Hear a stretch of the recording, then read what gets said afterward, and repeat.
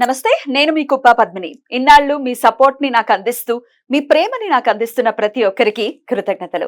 ఇప్పుడు చూడబోతున్న ఈ వీడియో కూడా ఖచ్చితంగా మీకు ఉపయోగపడుతుంది. లైక్, షేర్ అండ్ సబ్స్క్రైబ్ చేసి మీ ఇష్టాన్ని అలాగే మీ సపోర్ట్ ని నాకు అందించండి. అలాగే ఈ వీడియో పట్ల మీ అభిప్రాయాన్ని కమెంట్ సెక్షన్ లో కమెంట్ చేసి నాకు తెలియజేయండి. నమస్తే, వెల్కమ్ టు అవర్ ఛానల్. నేను పద్మిని. ప్రస్తుతంతో పాటు ప్రముఖ ఆధ్యాత్మికవేత్త, వాస్తు జ్యోతిష పండితులు, లలిత ఉపాసకులు, వాస్తు జ్యోతిష శిక్షణ నిపుణులు బ్రహ్మశ్రీ నానాజీ పట్నాయక్ గారు మనతో పాటు ఉన్నారు. మాట్లాడతారు సార్. నమస్తే సార్. సార్ బోర్డు మీద ఏమిటి సార్ మొత్తం అన్ని వరుసగా ఉన్నాయండి సార్ గ్రహాలు? ఏంటి, ఏం చెప్పబోతున్నారు? గ్రహమాలిక యోగము కొంతమందికి యోగిస్తుంది, కొంతమందికి ఎందుకు యోగించదో చెప్పడానికి. గ్రహమాలిక యోగం అనేది ఒకటి ఉంటుంది. ఓకే. అది కొంతమందికి గ్రహమాలిక యోగం ఉందండి అందుకే నా లైఫ్ బాగుంది అంటారు. కొంతమందికి గ్రహమాలిక యోగం ఉందండి పెద్దగా నాకు యోగించట్లేదు ఏంటో అంటారు. కారణాలు చెప్పడానికి ఇట్లా వేసాను. ఫర్ ఎగ్జాంపుల్ వేసారు. ఫర్ ఎగ్జాంపుల్ అసలు గ్రహమాలిక అంటే ఒక వరుసగా ఇలా ఉండడం. అయితే అన్ని 9 ఇలా ఉండవు, ఒక 5 6 ఇలా వరుసగా ఉంటుంటాయి. 9 గ్రహాలు ఇలా ఉండడం జస్ట్ నార్మల్ గా వేశాను. ఇక్కడ ఏంటంటే ఈ యోగం వల్ల ఏమిటంటే శాస్త్రాలు చెప్తున్నటువంటిది అన్ని రకాలుగా అభివృద్ధి ఉంటుంది. సింపుల్ గా చెప్పాలంటే సింపుల్ టర్మ్స్ ఆర్డర్ లో ఉన్నాయి కాబట్టి ఉంటుంది అంటారు.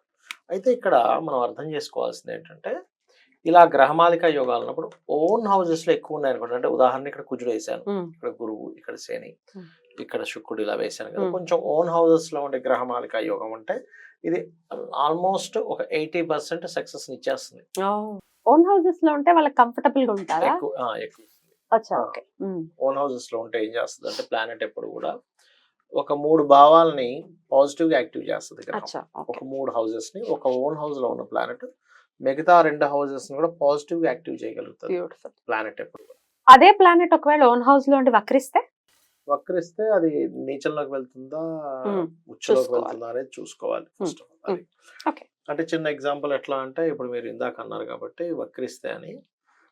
ఇప్పుడు అదే గురువు అక్కడి నుంచే వక్రించాడు అనుకోండి, ఇక్కడ నుంచి వక్రించాడు, అప్పుడు ఇంకా అది ఓన్లీ శని రాశుల్లోకి వెళ్తున్నాడు. అంటే ఇది కుంభరాశిలోకి వెళ్తున్నప్పుడు జీవుడు అక్కడికి వెళ్ళేటప్పుడు దానికి ఏ పోర్ట్ఫోలియో వచ్చిందో ఆ విషయాల్లో ఇంట్రోవర్ట్ గా ఉంటారు, వాళ్ళు రహస్యంగా ఉంటారు. ఈ 2 రహస్య స్థానాలు అంటారు అట్లా అన్నమాట. ఓకే, ఇక్కడ ఏంటంటే ఓన్ హౌసెస్ లో ఉండే గ్రహమాలిక యోగం వస్తే 80% వీళ్ళ లైఫ్ సెట్ అయిపోయినట్టారండి. అలా కాకుండా ఏదో గ్రహమాలిక యోగం ఉందండి అన్నప్పుడు 50% to 60% వరకు ఉంటుంది దాని యోగం. 50% వేసుకోండి. ఓకే, ఇప్పుడు ఇక్కడ ఇంకొంతమందికి చూడడానికి గ్రహమాలిక యోగం ఉంటుంది కానీ పెద్దగా ఏమి ఇంప్రూవ్మెంట్స్ ఉండవు. కారణం ఏమిటంటే వాళ్ళు పుట్టిన నక్షత్రం నుంచి వచ్చే దశలు అంత పాజిటివ్ గా ఉండవు. అంటే ఎలా అంటే చెప్తా చూడండి. ఒక ధనాన్ని సంపాదించే దశ ఉంది, చిన్నప్పుడు అయిపోయింది, ఏం లాభం? తల్లిదండ్రులకు వర్తిస్తుందా? కొంతవరకు తల్లిదండ్రులకు ఇస్తుంది కానీ ఈయన పెద్ద అయ్యేసరికి ఏమి ఉండదు. అంటే 20 ఏళ్ల లోపలే ధనయోగ దశ అయిపోయింది. 20 years లోపల. 20 years తర్వాత అసలు పెద్దగా ధనయోగ దశ లేదు, అంతంత మాత్రంగా ఉంది. చూడ్డానికి గ్రహమాలిక యోగం ఉంది, ఏం లాభం?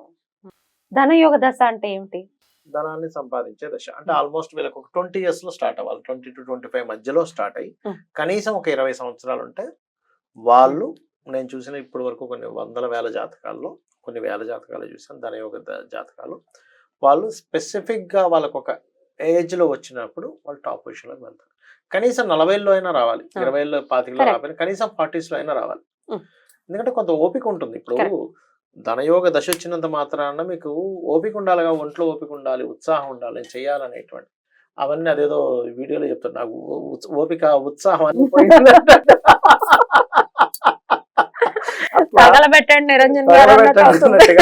ఏ 70 ఏళ్ళకి వచ్చింది అనుకుని ఏం లాభం? ఓపిక ఉండదు, దేని మీద ఇంట్రెస్ట్ ఉండదు, ఆశ ఉండదు.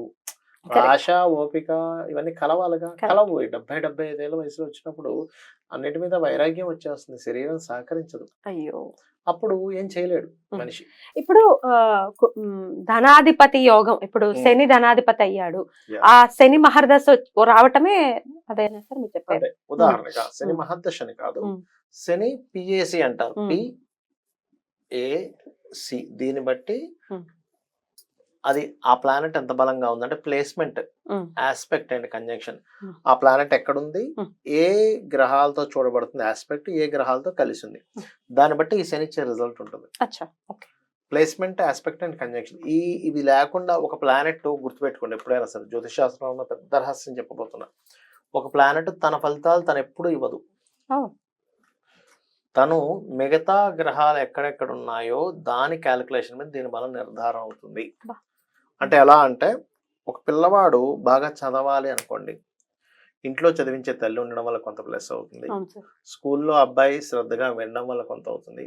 వాడికి ఉండే స్నేహితులు వాళ్ళ కొంత ప్లస్ అవుతుంది. అతను స్వయంగా చదువుకోవడం వల్ల కొంత అవుతుంది. అంటే టీచరు, తల్లి, స్నేహితులు 75% ఆక్యుపై చేస్తాడు. అతని యొక్క ఇది ఓన్లీ 25%. అలాగే ప్లానెట్ కూడా ఈక్వల్ టు తను ఉన్న ప్లేస్, ఆస్పెక్ట్ అండ్ కంజంక్షన్. అంటే దానికి ముందు వెనక ఏ ప్లానెట్స్ ఉన్నాయి, తను ఏ ప్లానెట్ అని చూస్తుంది, ఈ ప్లానెట్ ని ఏ గ్రహం ప్రభావితం చేస్తుంది, అది నెగిటివ్ గా చేస్తుందా పాజిటివ్ గా చేస్తుందా ప్రభావితం అనే దాని మీద ఉంటుంది. ఒక గ్రహం ఎప్పుడు తన సింగిల్ గా ఏ ఫలితం ఇవ్వదు, మిగతా గ్రహాల సంబంధం ఉండి తీరుతుంది. ఇప్పుడు మీరు అక్కడి నుంచి ఇక్కడికి రావాలన్నా, ఇప్పుడు ఇంటి నుంచి షూటింగ్ వచ్చారు, ఏదో మీ అందరూ మీరు రాలేరు. మీ కారు బాగోపోతే మధ్యలో ఆగిపోయింది, లేట్ 1 hour లేట్, దాన్ని కుస్తీ బట్టి ఇది అవ్వదురా బాబు అని చెప్పి పక్కన పట్టేసి ఏ క్యాబ్ ఎక్కి వస్తారు. పొద్దున వాటర్ రాలేదు,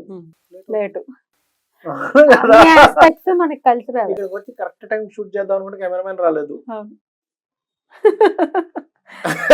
అవునా కదా, కరెంట్ పోయింది, ఇట్లా రకరకాల ఆస్పెక్ట్స్ ఉంటాయి. సంబంధం లేకుండా చాలా జరుగుతాయి. కరెంట్ పోయింది, మేకప్ మ్యాన్ రాలేదు, మేకప్ ఆవిడ వస్తుంది, ఆవిడ రాలేదు, అది కూడా లేటే. మీ అంతా మీరు మేకప్ చేసుకుంటారు చాలా సార్లు, మీ అంతా మీరు చెప్తున్నా. బట్ ఏదో ఒక ప్రాబ్లం ఉంటుంది, ఒక లేట్ అవ్వడానికి. అలాగే ఒక దశ లేట్ గా ఫలితం రావడానికి కూడా మిగతా ప్లానెట్స్ అన్ని, మన జీవితంలో మిగతా వాళ్ళ ప్రభావం ఎలా ఉంటుంది, మిగతా ప్లానెట్స్ అన్ని కూడా కనెక్టివిటీ ఉంటాయి అట్లా. అయితే ఫస్ట్ ఆఫ్ ఆల్ గ్రహమాలికా యోగం ఉన్నప్పుడు ఏమిటంటే మనకు వచ్చే రిజల్ట్ ఏమిటంటే, ఫస్ట్ ఒక ప్లానెట్ ఇంకో ప్లానెట్ సపోర్టివ్ గా ఉంటుంది అక్కడ. సింగిల్ గా ఉన్నప్పుడు ఎప్పుడైనా చూడండి, ఏదైనా ఒక గ్రహం, ఉదాహరణకి అన్ని గ్రహాలు ఇటు ఉన్నాయి, ఒక గ్రహం సింగిల్ గా ఇటు ఉంది అనుకోండి, అప్పుడు ఆ కారకత్వం వీక్ అయింది వాళ్ళకి. ఇప్పుడు ఎవరి జాతకంలో అయినా చూడొచ్చు మీరు, అన్ని గ్రహాలు ఒకటి ఉండి ఒకవైపు చంద్రుడు ఉన్నాడు అనుకోండి, వాళ్ళకి వెరీ క్లియర్ గా మనం చెప్పొచ్చు, బాబు నీకు మెంటల్లీ కొంచెం డిస్టర్బ్ అవుతుంటావు నువ్వు అని. It's true. మీరు అడగొచ్చు, అవునండి కరెక్టే అంటాడు. అన్ని ప్లానెట్ బుధుడు ఉన్నాడు అనుకోండి, మీకు ఒక్కొక్కసారి ఎక్కడైనా ఏదైనా మాట్లాడాలంటే కొంచెం బెరుకుంటుంది, కొంచెం ఏదంటే డెసిషన్స్ తీసుకునేటప్పుడు ఆలోచించాలంటే కొంచెం డిస్టర్బ్ అవుతుంటారని చెప్పొచ్చు. లేదా విద్యా విషయంలో ఇబ్బంది అవుతుందని చెప్పొచ్చు. లేకపోతే బిజినెస్ లోకి ఎంటర్ అయిపోయిన తర్వాత సింగిల్ అయిపోయారనే ఫీలింగ్ వచ్చిందని చెప్పొచ్చు. శని ఉన్నాడు అనుకోండి, అన్ని గ్రహాలు ఒకవైపు ఉండి సింగిల్ గా శని ఉన్నాడు అనుకోండి, మీకు ఉద్యోగం విషయంలో కొంచెం అంటే అంత బలంగా లేదు మీకు అని చెప్పొచ్చు. అలా ఒక్కొక్క గ్రహానికి ఒక్క గ్రహం ఉన్నాయంటే, ఒక్క గ్రహం సింగిల్ గా ఉంటే అది సపోర్ట్ లేని ప్లానెట్ అయిపోయింది. ఇలా ఉన్నప్పుడు ఏంటంటే ప్లానెట్ టు ప్లానెట్ సపోర్టింగ్ దొరికింది. అందుకే దీన్ని గ్రహమాలిక యోగం. అంటే వీళ్ళు ఏ పని చేస్తున్నా ఫస్ట్ కలిగే ఫలితం ఏమిటంటే, ఈ యోగంలో సపోర్ట్ అనేది ఎప్పుడు ఒక దగ్గర ఉంటుంది. అంటే ఒక పెళ్లి చేసుకుంటున్నాం, నలుగురు సపోర్ట్, లేదా ఒక జీవుడు సింగిల్ గా ఉన్న ఫీలింగ్ రాదు. గురువుకి అటు ఇటు ప్లానెట్స్ ఉన్నాయి, నాకేంట్లేదు బిందాస్ గా ఉండడం, లేదా ఎనీ ఈవెంట్, ఎనీ పని, ఏదైనా ఒక పని చేసేటప్పుడు సపోర్టివ్ గా వెళ్తూ ఉంటుంది వీళ్ళ లైఫ్. అది మెయిన్ గ్రహమాలికా యోగం ఉన్నటువంటి ఫలితం. బట్ ఈ గ్రహమాలికా యోగంలో ఓన్ హౌసెస్ ఈజ్ 80% రిజల్ట్స్ వచ్చేస్తాయి.